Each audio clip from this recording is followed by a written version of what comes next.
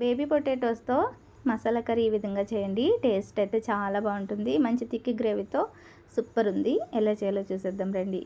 కుక్కర్లోకి ఒక 300 grams baby పొటాటోస్ని తీసుకుని శుభ్రంగా కడిగేసి మళ్ళీ ములిగేంత వరకు నీళ్ళు పోసుకుని కుక్కర్లో పెట్టేసి 3 విజిల్లు అయితే రానివ్వండి. తర్వాత ప్రెషర్ అంతా పోయిన తర్వాత పీల్ చేసుకుని ఒక బౌల్లో తీసుకోండి.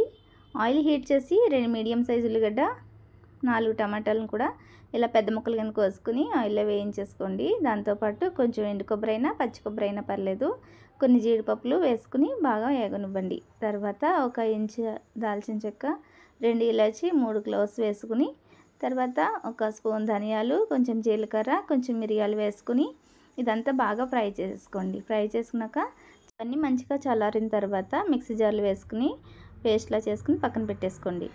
అదే కడాయిలో కొంచెం ఆయిల్ వేసుకుని 1 స్పూన్ అల్లం వెల్లుల్లి పేస్టు, 1 పచ్చిమిర్చి సన్నగా తరిగిన వేసేసుకుని ఈ ఉల్లిపాయ పేస్ట్ కూడా వేసుకుని ఆయిల్ సపరేట్ అయ్యేంత వరకు ఫ్రై చేసుకోండి. తర్వాత 1.5 స్పూన్ కారము, కొంచెం పసుపు, రుచికి సరిపడగా ఉప్పు వేసుకుని బాగా ఫ్రై చేసుకోండి.